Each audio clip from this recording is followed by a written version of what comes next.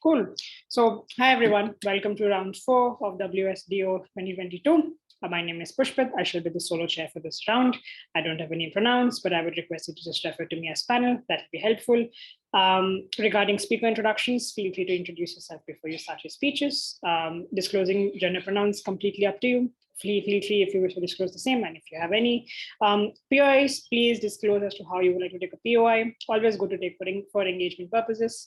For timer, I would be keeping my own time, but I won't be able to give timestamps. I would request you to keep your own time.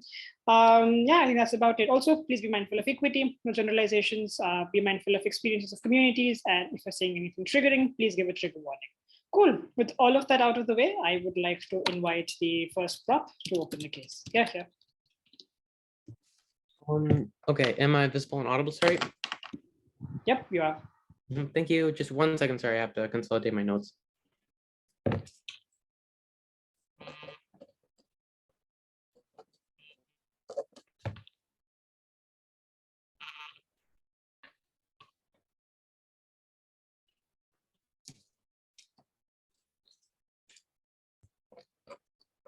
Okay, so just as a quick prelude to my speech, hi, my name is Arthur. Pronouns are they, them, or he, him, both are fine. POIs verbally, please, as well not being friendly in chat. All right, so without further ado, if there are no objections, my time starts now. In the current status quo, the tool that is ghosting is commonly used to avoid confrontation. We believe that in this debate, the concept of which we see ghosting continuously being used builds habits that are horrible, not only for the individual themselves, but also causes long-term damage down the road for those they ghost. We believe that it is not only harm for the ghoster, but for the ghostee, and thus is an all-round win when we actively oppose the usage of ghosting. In my speech, I'll be doing 3 things. First, I'll be working on some major world-building contextualization, specifically regarding what exactly does ghosting look like and discussing where exactly it's being used. I'll then move on to some major framing, discussing who exactly do people ghost and why did they ghost them. And finally, I'll be moving on to our 2 main pieces of argumentation. So to begin with, right, let's just do some discussion about world building. We tell you, right, the concept of ghosting is where you do an act such as disappearing from the middle of a text chain, right? For example, you and your friend are texting on social media platform, which doesn't have to necessarily be social media, could be dating apps. And overall, right, at the point at which your friend texts you, you decide to just drop out of the conversation and leave without no explanation. We tell you that the concept of ghosting in and of itself will be bad for a couple of main reasons we'll explain later, right? But the comparative opposition to this is instead of just simply leaving the conversation, you would actually at least leave a note to say where exactly you're going and why. Or sorry, not where exactly you're going, right? We tell you that in the current status quo, the major stakeholders of this are not only specifically the people who are actually involved in these types of ghosting scenarios, but also specifically the lives they lead outside of social media campaigns, right? So not just in the process of them ghosting someone, but also just outside of that, when they're actually when they're actually just living their lives themselves. We believe that ghosting can affect them there, and that part of their life is also a major part of the stakeholders, right? Now, let's move on to some framing, right? First of all, right, where exactly does ghosting actually happen? We tell you that currently, right, and as framed by the motion in and of itself, ghosting happens a lot on dating apps, as well as it is open to other social media platforms. However, we tell you that most of the time it is centralized around dating apps. This is because most of the time dating apps themselves have higher stakes due to these things being about relationships and other types of concepts that actively use ghosting to avoid these confrontations, right? Now, who exactly do people ghost? We tell you that overall, right, the concept or the tool that is ghosting is commonly used against friends and family, right? A lot of these types of social media apps, such as dating apps, as well as other types of social media, actually actively have a red flag function, which actually works to eliminate harmful messaging, as well as other type of predatory messaging, right? Therefore, right, most commonly the usage of ghosting is used to ghost friends or family in and of itself to try and avoid confrontation. A lot of times, right, these types of other things are usually being caught by watchdog programs that actively work to ensure that these sites are safe and clean, right? Which in this debate, the most common use, right, even if it is used sparingly for those situations, the most common use and the one that should be most considered in this debate is the concept of which we see it happening most in the current status quo, which is to avoid confrontation with not only friends and your relationships, but also just your family in general. Before I go on, I'll take the POI. So if your framing is that this happens to friends and family, isn't that just unlikely for the nature that you care a lot about your friends and family and you don't want to ruin those relationships? But even if it did, because you have other prior connections, doesn't that just not have an impact? All right, so I think like one of the part of the discussion about friends and family, right? Even if you don't want to ruin relationships, right? That doesn't necessarily mean you're not going to ghost them, right? For example, if like your friend comes up to you and say you owe them 500 RMB, right? You don't necessarily want to ruin the relationship by telling them, oh, I don't have the 500 RMB. Instead, you're going to choose to ghost them because you believe you want to protect this relationship, right? We tell you that overall, right? The concept of ghosting is used to avoid confrontation because you don't want to like ruin the friendship with the unfrightening news or the news that they might not like. For example, if you don't like someone but they like you a lot and they put you in a and they just like text you a lot, in this situation you're probably going to ghost them because of the scenario, right? And we tell you that overall, right, this will impact not only them but yourself a lot more down the way. And we tell you that the best way forward is to ensure that at least messages are done so that you can at least cut off this if you don't really want to engage with it anymore, right?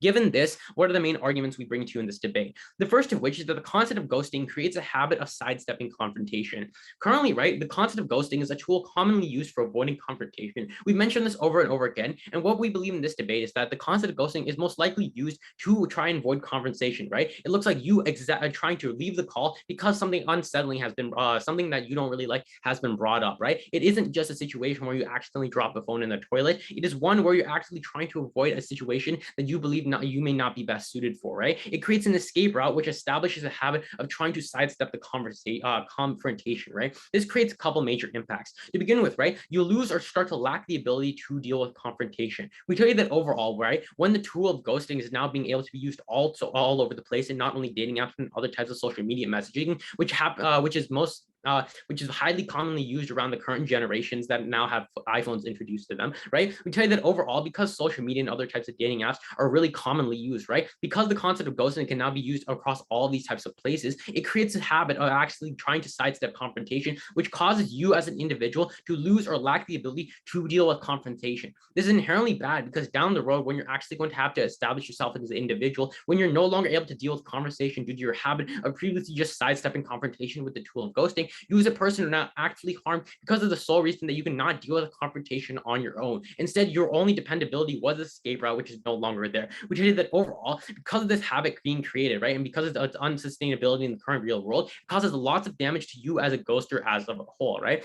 But the second main argument we bring to in this debate discusses how overall, right, you create insecurities for the ghostee. We tell you that in the ghosting process, there are two major people in play. The first of which is that the ghoster who actively just tries to dip out of the conversation. But the second one is the person that is being ghosted. And I will term this person, I'll coin this term as the ghostee, right? We find that this debate, right? Ghosting people makes people feel like they did something wrong, right? It causes insecurities for a couple of main reasons, right? The first mechanization, as we already stated before, is that often ghosting these people makes people feel like they did something wrong, right? When you actually avoid a confrontation, right? Or try to avoid someone texting you, people often perceive this as you thinking that they did something. Because of this, right, this actually creates a situation where they get more insecurities because they're likely trying to chase you down even further to find out what exactly did wrong. This creates an endless cycle of them trying to chase you down and you continuously ghosting them, which imbues more and more immoral insecurities for them, right? And at the end of the day, right, it creates a situation where they themselves, I'm not taking anything for you wise, did something wrong, right? This is further amplified because places like dating simulations dating apps, as well as other type of social media devices actually have features such as the read feature, which actually tells people when you've read the message, which actually tells you that overall, right, people are avoiding you because you may have done something wrong, imbuing them with all these moral insecurities that we stated before. The second mechanization we hear is that ghosting people actually makes people feel like they're undervalued, right? On top of the fact that people may think they did something wrong, and because of that, will try to go into this endless cycle of getting ghosted and trying to find out what they did wrong. It also actually makes people feel undervalued, right? The concept of ghosting or trying to avoid someone actually tells the people that they are one person who isn't worth their time or isn't worth their response. This creates the concept to these individuals, even just subconsciously, right? Even if it's not outright, that they themselves are people that are not as valuable to those people as other people, and creates a distance within this relationship, right? The impact here is twofold. The first of which, it causes harm to innocent individuals, right? Innocent individuals who did not have done something wrong simply are now suffering the mental and moral consequences for the sole reason that they are insecure about what exactly they may have done. Secondly, right, you also cause much more problems for these people down the road is now because of these types of insecurities that are actively imbued with, right? Because they're insecure about what they're doing, right? They might make more mistakes down the road on social media that might net them more insecurities, right? It only takes one thing to tip off this snowball effect that could cause them more harm down the road. And finally, right, we also tell you that overall, right, because innocent individuals could be affected, this would cause them to lash out, which would cause the ghoster themselves to actually suffer overall. So we tell you that overall, because not only the ghoster, but the ghosty suffers all around, it's best for both sides to oppose ghosting. Thus, for all the reasons above, never prouder to propose. Thank you. Great, thank you for that speech. First up, whenever you're ready. Yeah.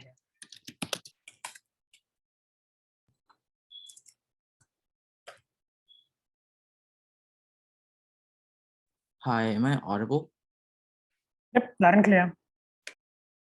Okay, give me a few seconds, please.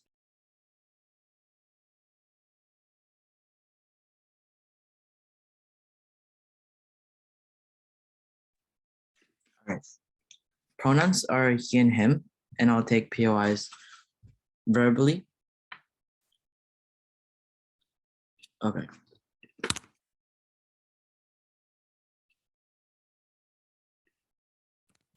Time starts in 3, 2, 1.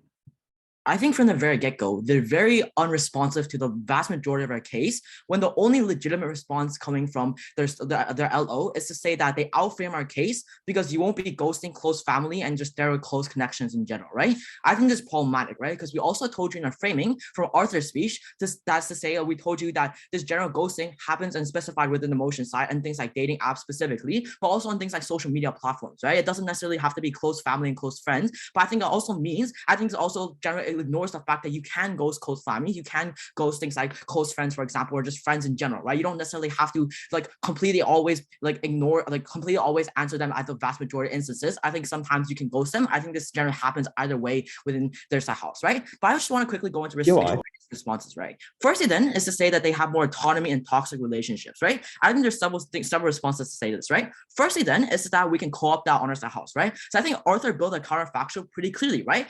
We told you our counterfactual looks pretty clear, right? I told you it looks like things like making an excuse to leave, or at least telling them that you have to leave or you gotta go, etc., or talking things out with the person if it's like an online abusive relationship, right? The second layer of response here is to say that I think ghosting people make these individuals more aggravated and anger them even more, right? So I think it could make the ghostee angrier and more salty in general, right? Because if they made a move on you and you ghosted them, like why would you not be angry or salty about it, right? I think the point in which the person you like, for example, ghosted you after you like made a move on them and you asked them out, in general, makes you more angrier. I think it aggravates you even more because it's not actually closure, it's just an abrupt ending. You don't actually feel any closure. In general, when there's a lot of room to do things like interpret your own sense and there's only your side that you can only listen to, I think the point at which happens, it generally does things like you generally victimize yourself, and the view in which you have within this problem, within this like general issue that you're encountering in terms of ghosting is significantly biased towards your house, right? The third layer of response here is to say is that they told you there's a deterrence for creeps and like not to be creeps because they might get ghosted or ignored by like girls, for example, right? I think this doesn't make any sense, right? Because like creeps are gonna be creeps because they have something creepy about them, right? Like I think generally it doesn't change the fact that the fact that you're like creepy just because you get ignored, right? I think it probably means that they're doing things like probably just moving on to the next girl or actually just spamming you and getting you to reply and getting you to like stop talk, like getting you to respond and tell them to like stop talking to you, because that's the moment where things actually like take a turn for the worse, right? But I think there are already existing mechanisms that work.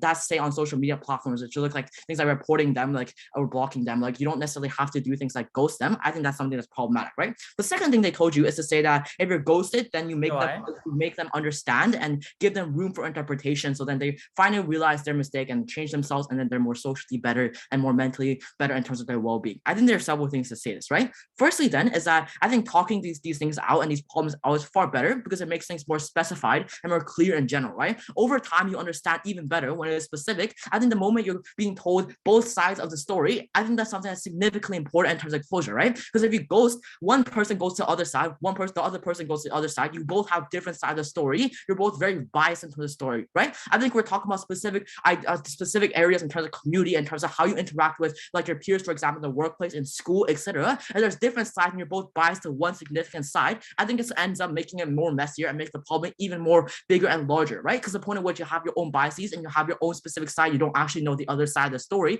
You're only doing things like ghosting them just because you don't want to talk it out with you and it makes you quote unquote uncomfortable. I think that's the point at which it makes the problem larger and makes this thing like rub salt into the room, right? The second thing here is to say that I think interpretation gives more room for things like misinterpretation, right? Because I think the moment this happens and you're like, why did she ghost me? Like, why did they ghost me? Like, you keep thinking about it. I think it's generally strains your mental well-being in general, but also makes you do things like fill in the gaps with your own biases, with your own thought and your own mindset within the problem, without actually properly doing things like taking into account things like other factors, for example, or the other person's side of the story. Before I go into the extension, I'll take a POI.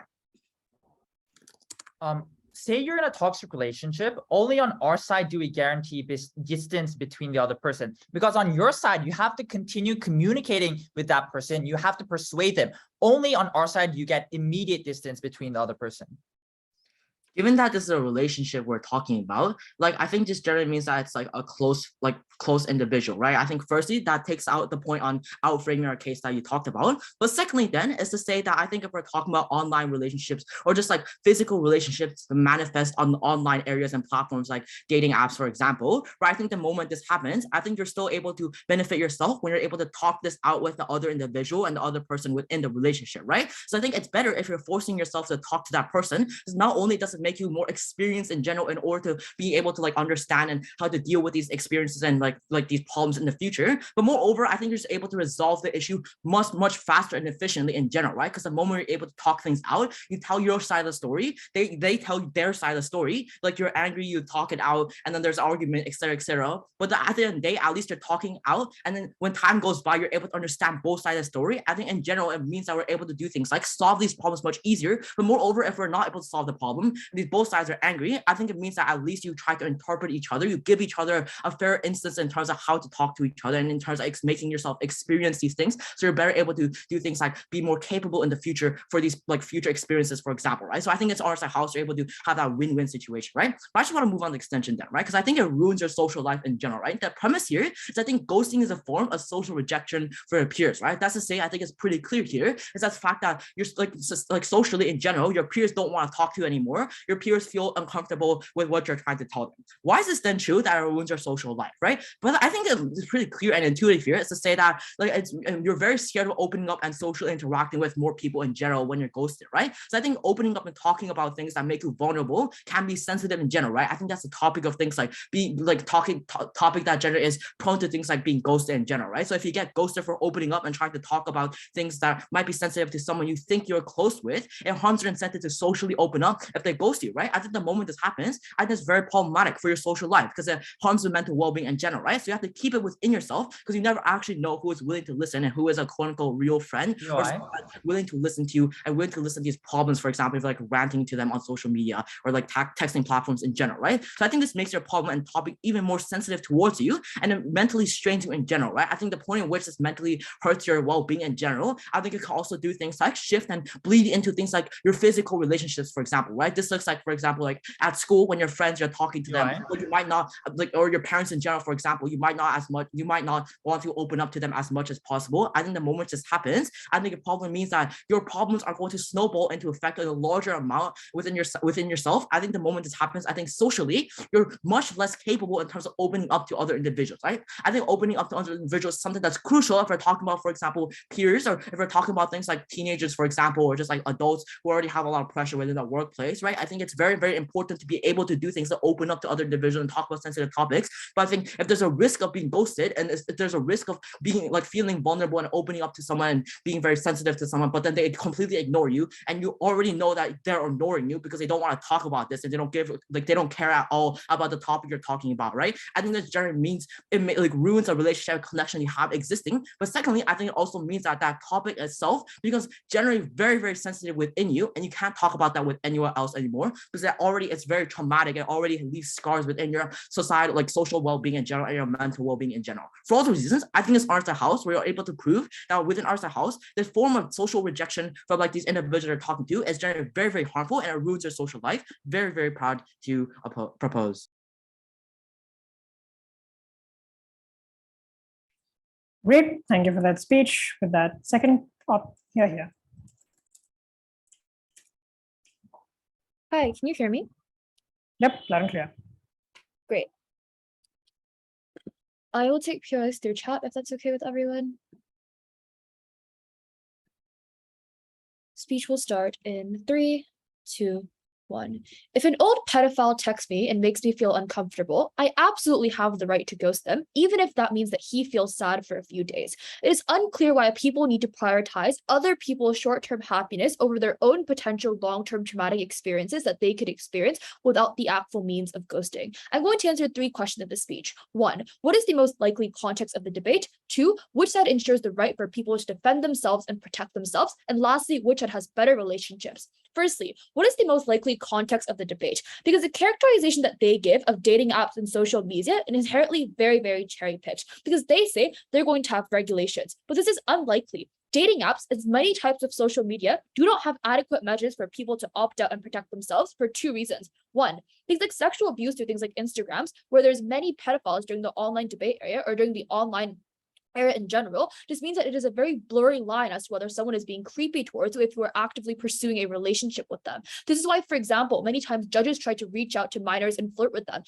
People try to PM young girls on Zoom after rounds and try to speak to them, saying it's for debate, but in reality, it's just them being creepy. If a young girl receives these messages and feel threatened by it and they do not want to engage with that, I think they should have the right to not deal with that. And sure, many places might have minor protection policies and age restrictions on Tinder, but look at the status quo. This is extremely ineffective for 2 reasons. 1, it is that many minors lie to get onto these apps because they find it interesting. They want to do things that their parents tell them not to do, because there's inherently an incentive for you to want to do things because you're very curious at a young age. But secondly, there is just no incentive for these social media companies to want to regulate this, because the more people that are on their app is more profit for them. Insofar as people consent into it, the company doesn't have to face consequences, even if bad things happen on the app. Because people press that box and say, hey, I consent to the things that happen on it. So the company doesn't have to take any legal responsibility if bad things happen. It is then profitably better for these profit-driven companies to just allow kids on the app. And that's why age restrictions tend to never actually be followed. You just have to scroll on Facebook and say, hey, I'm over 18. There's never actually much paperwork that you need to do or legitimate evidence that you need to fill out here, because companies tend to be profit-driven. But secondly, there's just many issues that apps just simply cannot filter out. There's too many users. Sexting is a thing. Sometimes the line between consensual sexting and non-consensual sexting is quite blurry, and companies just do not have the incentive or the capacity to regulate all of these types of blurry things and take each of these things into consideration. They say, but you have a red button you can press. But notice that they have to be realistic in the context, and they need to recognize that it is very hard for some individuals to press this report button because the lines are blurry, because the person who has been gaslighting them for the past 3 months makes them feel like their abuse story isn't real, because they feel like they're just internalizing it and being a liar, because social media tends to never take legal actions, and it looks really bad for them if they're seen as a liar who is lying about things on social media. So it is really hard for individuals to press that button and report them. But even if they do report them, many times those systems are inadequate and getting immediate attention and getting immediate distance from them, which is something you can only uniquely do when you're ghosting someone through blocking them. The second thing I want to clarify here is why people ghost in the first place. Proposition says you're unlikely to ghost friends and family. This is the proposition says the most likely context in the debate is that you're going to be ghosting your friends and close family. 2 responses here. 1, this is unlikely for 2 reasons. A, you're likely to care about the relationships that are closest to you, so you're probably just going to shoot someone a text about how you're going through something so that misunderstandings don't happen because you inherently care about this relationship or not. But B, many times people who are in close proximity to you, like your family, are also in physical close proximity to you, so you can just check up on them and see them in real life. So when you go downstairs to eat breakfast, your family sees that you look really sad, and they might just realize that you're going through a hard time instead of hating them because you presumably just see them in real life. But even if this did happen and you ghosted your close friends and family, this is presumably a very small impact, because these people you inherently have a pretty strong relationship with already. Note that people's relationships are not just built on one singular action, and one singular action is usually not enough to end a relationship. They are built on various memories together and the good conceptions that you have of each other. So if a close friend really cares about you, they will not hate you because you cut them off or ghosted them for a month because you were going through mental health struggles. They're probably going to think about the other memories that you had with them beforehand. This is simply a pillar of a relationship. They're going to recognize that you're going through something. This is probably not going to end it. Thus, you're unlikely to ghost your close friends and family in the first place, but even if you do, you're probably going to reconcile with them afterwards, so that's a low impact argument. The more likely context in the debate is that you're going to ghost people who you recently met on social media or a dating app. Many people join dating apps because they're bored, because they just want validation. If you find someone in real life that helps you and you want to leave the dating app, instead of having to text 50 people on Tinder about why you're leaving the app, it's just easier for you to ghost them and move on with your life. And that's something that we think you should have the capacity to do instead of getting hung up on your past. But secondly, you're likely to ghost people who you were talking to but now feel uncomfortable with because, for example, they were asking you with news or they were overstepping your boundaries. The implication of this is that the people who get ghosted tend to have done actions that make them deserve it, which is why it's completely justified and morally culpable. Secondly, on self-defense, we told you that you get more agency and an opt-out mechanism. The response that comes from DPM is that, you can opt out on their side too, because you can make an excuse to leave. But this ignores the reality of the situation because it's not as easy for people that were gaslighted to just leave and say, hey, I gotta go. Abusers use rhetoric to say, I'm not abusing you. You have a victim complex and you don't want to be seen as the bad guy. People who are abused or gaslighted many times internalize this narrative and feel an obligation towards stay. And that's why so many people are in manipulative and abusive relationships right now. This is significantly better on our side because the effort and the emotional baggage that it takes to just ghost someone is significantly less than typing out an entire paragraph about why you're leaving them. That is going to drive a more confrontation for them, especially for sensitive topics that they might not feel comfortable talking about. Secondly, let's talk about what they say under this. They say that you're going to feel insecure and undervalued. Two responses. Firstly, a direct rebuttal against this. It is that ghosting just doesn't necessarily make you feel like this because your conception of yourself, once again, comes from various pillars around you. So sure, you may feel bad for a bit because someone started to ghost you on social media, but there are also probably 49 other people that you are talking to on Tinder that helps you get over this. There are other people in your social circle, people that you meet at work, your family and friends that also fill up your want for validation. So it is unclear why this is the tipping point for your self-image to deteriorate so significantly that you just hate yourself and feel like you are absolutely useless. But even if they do, A, we told you that they're morally culpable, but B, even if they aren't and they're just lovely people that just got ghosted, we have to weigh this on the degree of harm. Because sure, maybe this hurts some people's egos a bit, but for the young girls who are not able to leave a toxic man on a dating app, who are not able to stop a conversation after he continuously asks you for news, but feel bad because they have a former relationship to do so, ghosting is just an easier way to leave. Pressing this might be hard, but you can get encouragement from other people. It is comparatively an easier action than typing out a long paragraph. When you try to communicate from them, these people are going to try to justify their bad actions. You're going to want to internalize, and this is why abuse is many times a withstanding cycle. So on the degree of harm that people have to endure, we predict a significantly more vulnerable actor, and you avoid the worst harms like grooming and sexual assault that traumatizes victims forever on our side. The response we get here is that people are still going to continue you around. We can see that maybe you can make new Instagram accounts, but once you block them, once you start to ghost them once, it is significantly easier for you to just do that again compared to having continuous confrontation and discourse with them. That is more likely to make you feel gaslighted and more likely to convince you to what the abuser is saying to you. The weighing for this argument is quite simple. It is twofold. A, it is that self-defense is an inalienable right. Without it, you don't have the capacity to meaningfully be human and you don't have autonomy. But B,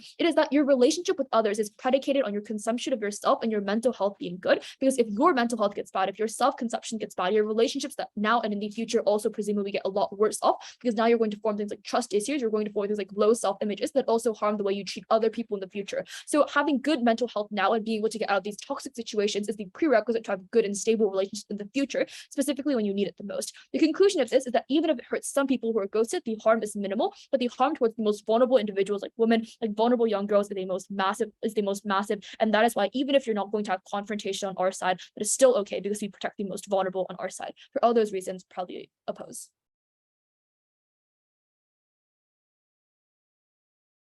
Great, thank you for that speech. Third prop, whenever you're ready. Yeah.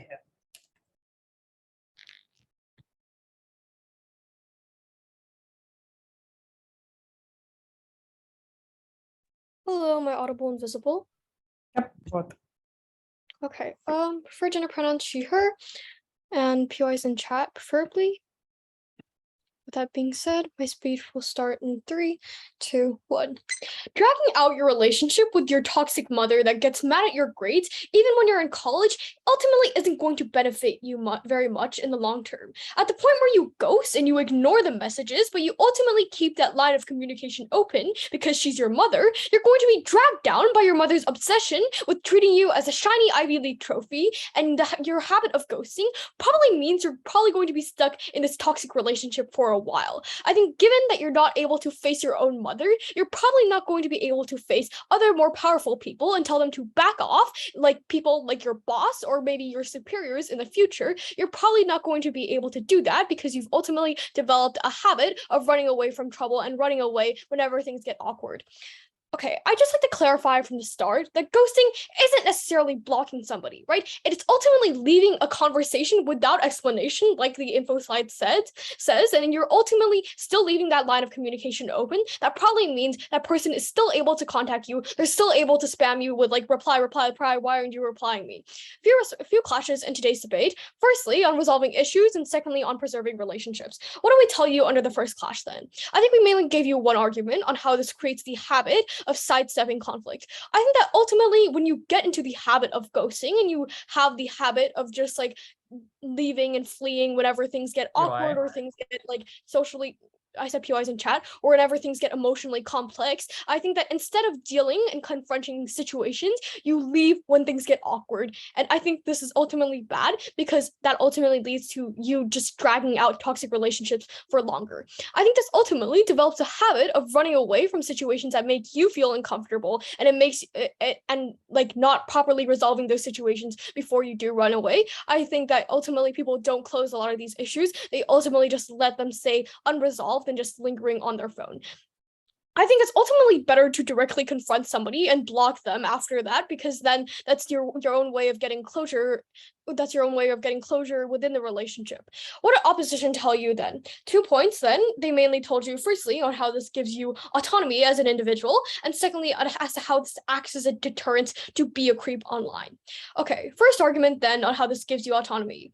I think that the main premise under this argument was that having an easy escape is important. I have a few responses to this. Firstly, I think it's ultimately better to be confrontational and call this person out on being a creep and report this person's account, right? Because even if you don't, and then like if you choose not to call them out and you just choose to ghost them, I think that the person who got ghosted are probably going to do things like spam you and gaslight you even more into thinking that you're not a victim, and gaslight you saying like, oh, why aren't you responding to me? Like, do you think you're a victim? Do you think I'm being a creep? They're probably going to gaslight you a lot more. They're probably going to use that as a prodding point. But secondly, I think it ultimately gives you more closure just to send them a really, really long ranty text and paragraph about what a terrible person they are and what like a creep they are, so that you don't just go back to them and you don't think about them again, and you don't think about all of the unsaid words you could have said in the future. I think that's the only way you're able to move on, is by getting all of your emotions out and not just like ghosting them and leaving them and letting that relationship stale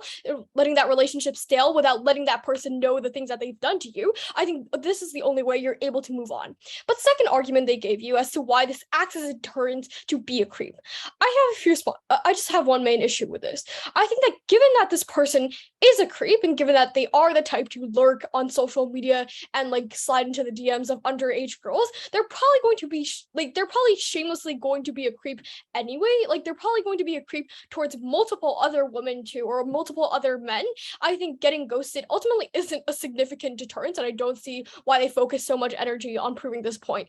And also, your account can just get reported because solicitation is against a lot of these is against a lot of the policies of these social media websites. I don't think that this is a valid argument, and it's a valid point. Before we move on to my second clash, I'll take a POI. You need to be more realistic. A lot of the times when you try to do things like send closure with paragraphs, they're going to respond to those paragraphs. It's just significantly easier for you to ghost someone, and that's also probably just makes it easier for you to block them because you get used to a life without actively having to talk to them. Okay, so I think I still ultimately think that it's much.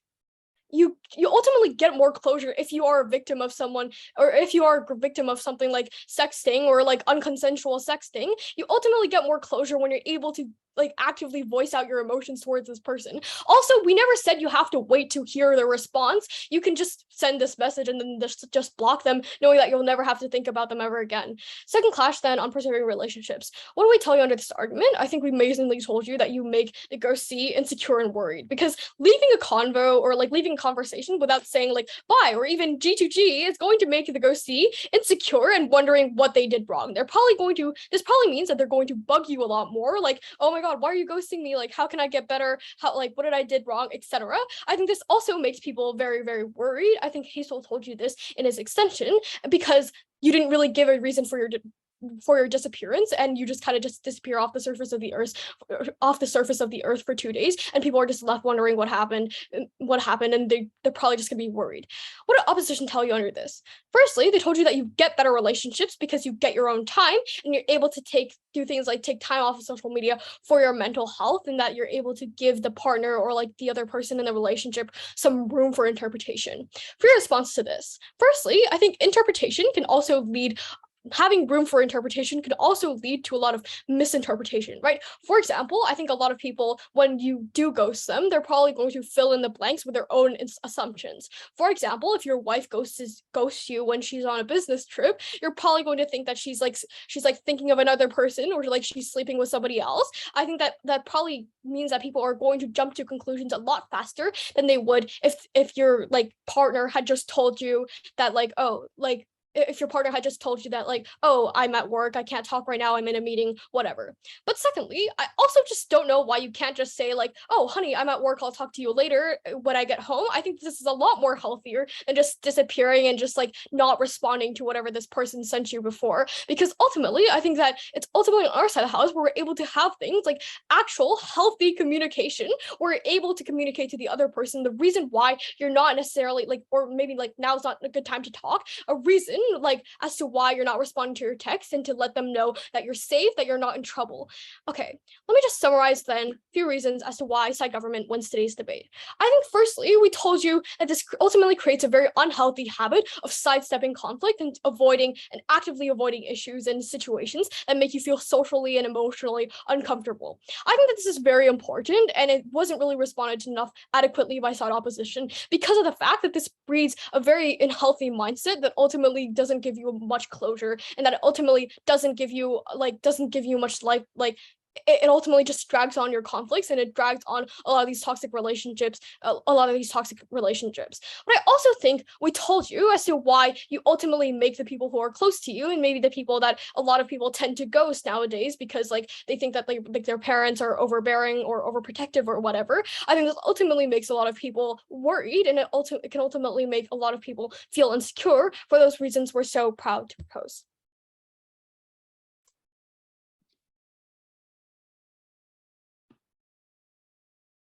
Great, thank you for that speech. For that, I would like to call upon the third op. Here.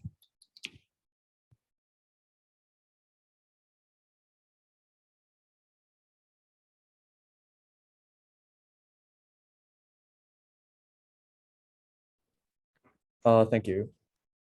Am I audible and visible? Yep, both. Oh, sorry, can you repeat? Yes, you're audible. Oh, okay. I want my POIs in chat. Okay.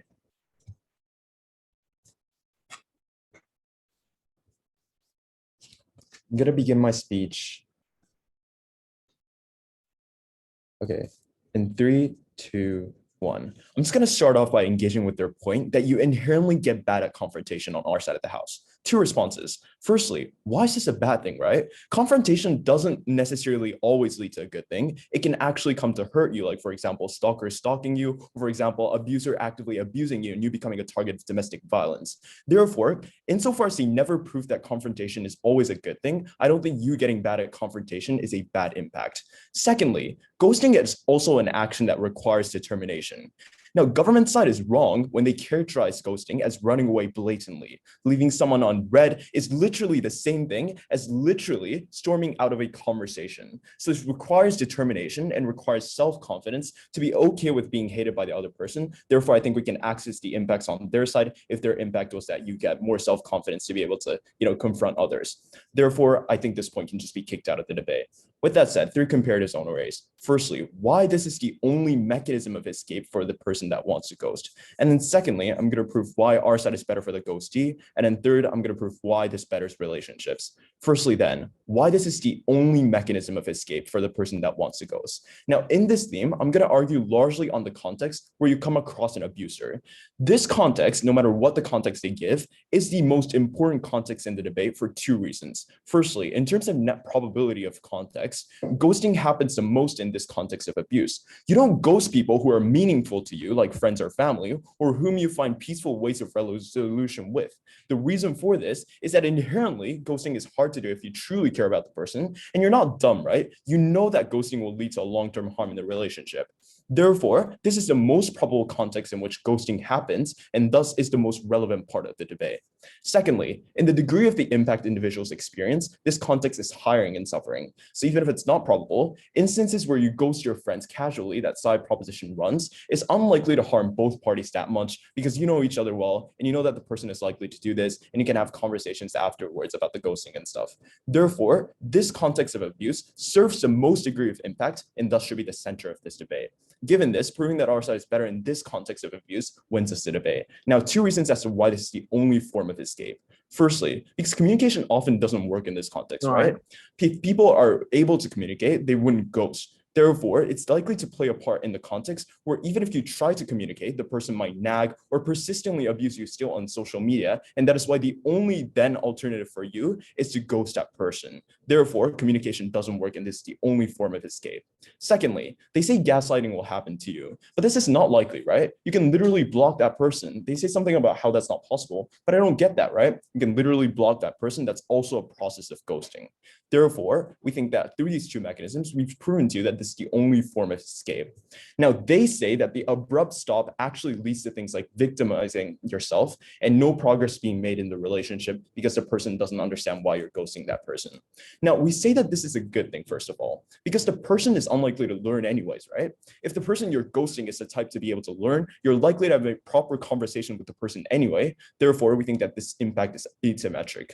Secondly, even if that characterization doesn't fly, we're still able to flee, right, as a victim. And all of my material from this thing conclusively showed, therefore, that even if it really hurts to ghosty, and even if this makes no progress in the relationship, you're at least able to protect yourself and flee from this abuse. Now, this is the most important thing in this debate for a couple of reasons. Now, the weighing happens here in 2 ways. Firstly, because the other person is not an important actor as compared to you for 3 reasons. Firstly, because people enter dating apps with the consensus that ghosting is a common occurrence because it's a norm, right? It's then unlikely to hurt the other side to the extent that proposition wants to claim. Therefore, the other person is not that much of an important actor at the moment in which they conceded to most of these impacts, and they know that this is an impact that happens. Secondly, especially in dating apps, you unlikely have formed a deep relationship anyways if you're considering ghosting that person. Therefore, it's unlikely to hurt the person as much. Therefore, in terms of degree of suffering, you actively being abused and you mentally being strained from this is likely to be a severer impact. But thirdly, oftentimes the person did something bad and therefore you deserve the reparational right to be able to hurt the person if that's self-defense, right? That is why you can hit your rapist. You can punch the person that's trying to abduct you. Therefore, this is just self-defense. Ghosting is therefore legitimate.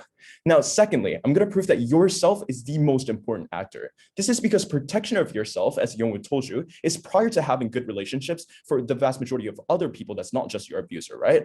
So for example, if you feel insecure over one guy and you have trust issues, that actually sours other relationships. Therefore, in terms of net utility, if other people is an important actor in this debate, then in terms of the number of other people that you're likely to affect as a result of you being mentally strained from this relationships is far more severe than what you're likely to do with the abuser. Therefore, the comparative lies on our side, and because we're able to flee from this relationship, we have already taken the round because of this. But secondly, we're going to prove that our side is better for the ghostie in my second theme.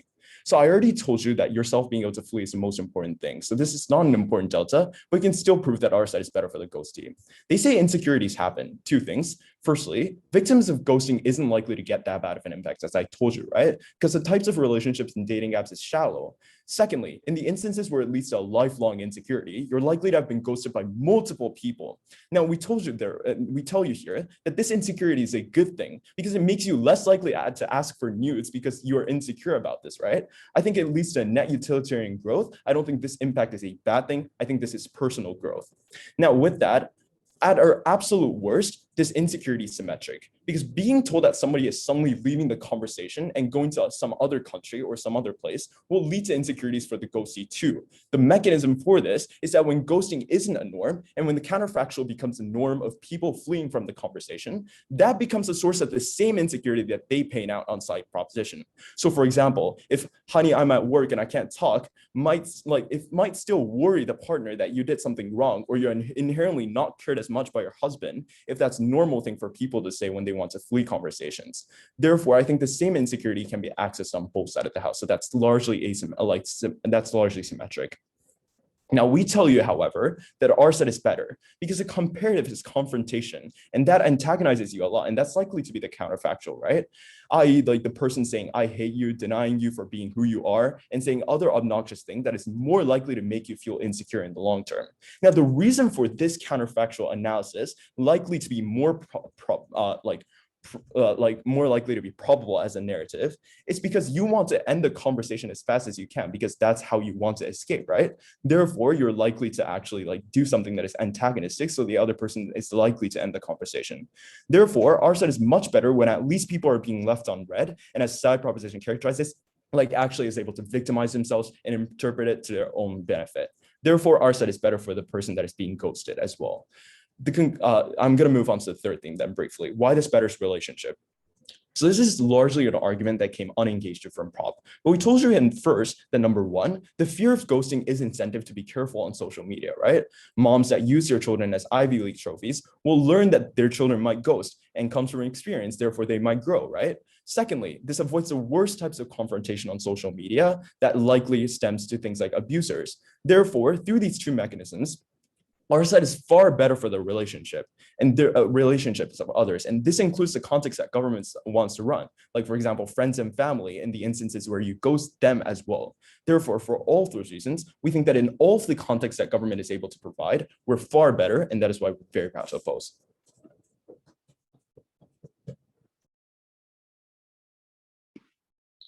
Great, thank you for that speech. With that, top reply, here.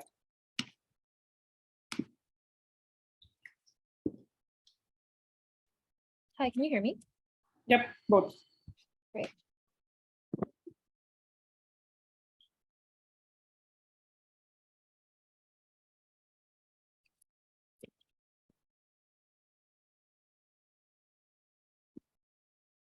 Speech will start in 3, 2, 1. If someone is suffering with depression and doesn't want to talk about it because they don't feel comfortable talking about something traumatic that happened to them, ghosting gives them the capacity and time to heal before they have to share and come back to the world. If this time is needed for a victim of sexual assault to heal and find stability in their life, we say, sure, maybe some guy on Tinder is sad for a few days, but that is significantly less important than this vulnerable person healing. First, I'm going to point out the case shift that happens in government whip and why that's a strategical flaw that they need to defend. Because they say you can send a long paragraph to someone and then ghost them. Two things to note here. One, if this is their stance, we can also do this. We can also send a long paragraph to someone, ranting our feelings out, and then ghost them. But our argument here is that it is significantly easier to block someone and get used to a life without them if you ghost them, because you get used to the feeling of not having them in your everyday life, and that's what's important. But secondly, this is in massive tension with their argument, because every single one of their argumentation is that confrontation is good and you need to have discourse. But if they're supporting the worst form of discourse, where you just say what you want to say and then leave the conversation with absolutely no room for interpretation and closure in a way that is comfortable and helpful for your clear hearing, your healing, and your closure, so it is unclear what they want to defend on their side. I want to talk about two themes then. First, on toxic relationships, and secondly, on bettering relationships in general. Firstly, on toxic ones. I think our claim here is quite intuitive. It is that it's significantly easier for you to ghost someone and block them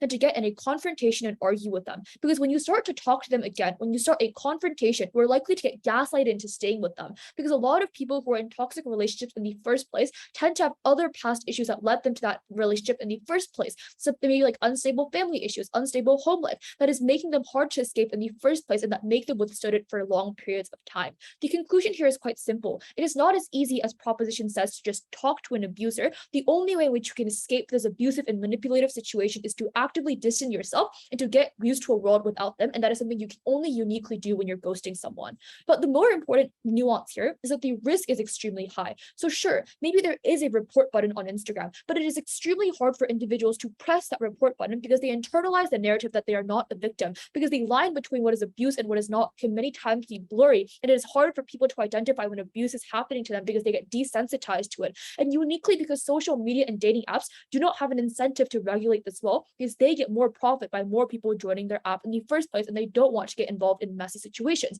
This is the incentive analysis and the structural analysis we gave you in first and second that just never got responded to. This is really important in round winning for two reasons. One, this is the most likely context in which the debate happens, but secondly, on a scale of impact. Because sure, maybe on their side, you get a little better at confronting people and fighting someone on social media. You can do that through debate as well. But the young girls who get molested on proposition, the novice debaters who join debate and get molested by pedophile judges, those are the vulnerable individuals that we are only uniquely protecting on our side. That are the most important delta in the debate. Secondly, on improving relationships, proposition debates on an extremely unrealistic and uncharitable premise, because presumably the people who you are the closest to, you care a lot about not forming misinterpretations. You want to avoid unhealthy communication and fights because you inherently really care about the person. So as a husband, you're probably going to send that text to your wife, regardless of the culture that surrounds you, because you care about your wife as a person. But even if we're talking about families, and this is the primary context of the debate, these relationships tend to be built on layers of trust. So if you're going through a hard time and if you are ghosting someone on social media, if I'm ghosting my friend on social media, that is probably not the tipping point for that relationship to end, because the relationship is built on several different layers of trust. So this is probably not a very high impact.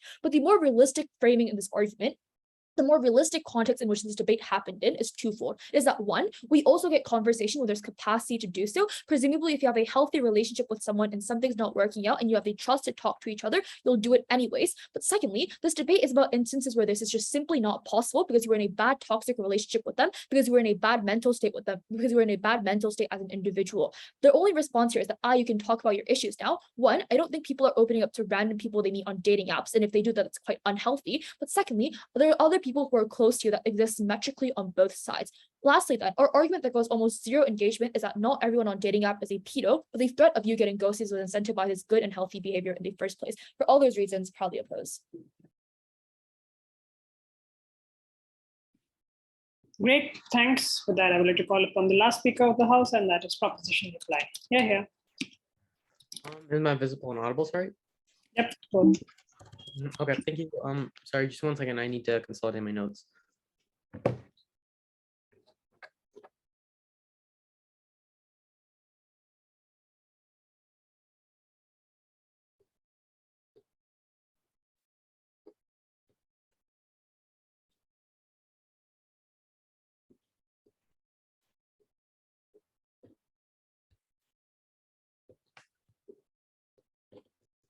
All right, so without further ado, if no objections, my time starts now.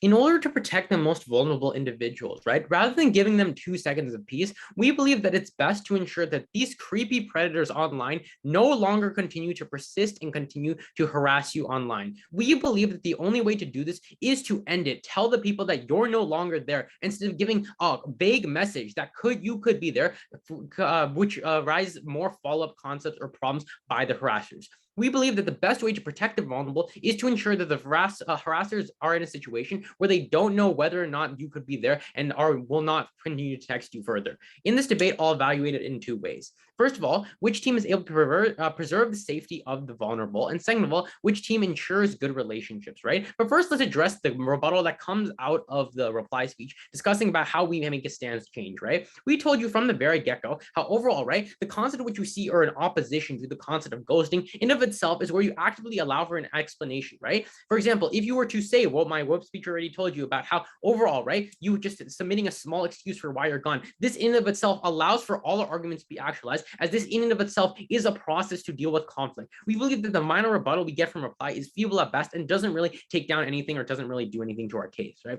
Now onto the major layers of this debate. The first of which is which side is able to actively protect those who are vulnerable, right? We posit to you that overall, right, in order to remove persistence, you need to let people know that you aren't there, right? You need to submit an excuse that overall, right, you are no longer accessing these types of online dating simulations that actually tells the predators that they no longer can reach you at all. This discourages persistence because, as we already told you multiple times down the bench, now the predator knows that you can no longer be targeted by their harassing, right? On the comparative, right, opposition tells you that overall, right, these types of things require confidence, right? Because overall, telling people excuses is very hard because they were gaslighted you a lot, and this creates victimization on your side of the house. But moreover, right, ghosting in and of itself doesn't need this and allows you to get a good escape hatch, right?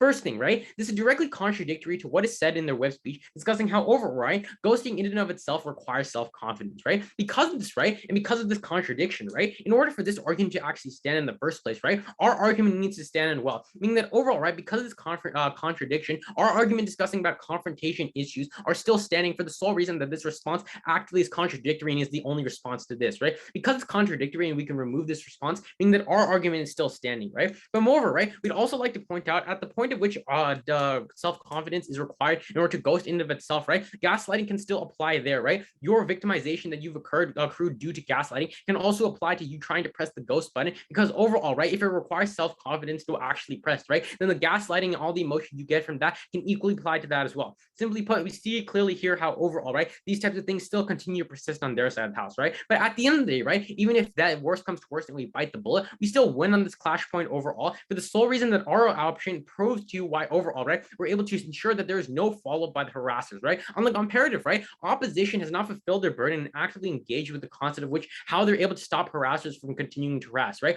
All they give is one assertion from the beginning, how overall, right, this creates a deterrence, right, but they don't fully analyze it. At the point at which we're able to prove to you why inherently, right, when you actually tell harassers you're not there so they can no longer reach you, and this creates deterrence, is the point at which we're able to ensure that the vulnerable are protected, right? Now harassers no longer persist and continue to try and ask you to reply and gaslight you continuously, right? And at the end of the day, right, we win on this clash point, right? But then finally on the minor one about the discussion about relationship, right, opposition tries to posit that overall they have better relationships because these things aren't attached, and thus because you have the ability to escape out of them, right, you inherently have the ability, or you inherently better these relationships, right? We'd like to first of all point out that overall, right, their quantification of where this debate lies is quite general in aspects, right? So things like as we already explained before, right, things like ghosting your friends can still actively happen because friends don't only exist in close and not close, right? There's still people in between that can actually be ghosting the situation, meaning our argument here still stands. But more, right, we've also told you that how overall dating apps themselves raise the stakes, meaning that relationships still can end up on the rocks even in and of itself, right? Because even if you're not close, because it's such high stakes, right, because it's integrated with emotions and other things like that, it creates much worse scenarios. Thus, for all the reasons above, never prouder to oppose. Thank you. Oh, sorry, propose. Thank you. Great. Thank you for that speech, and thank you for the debate, everyone.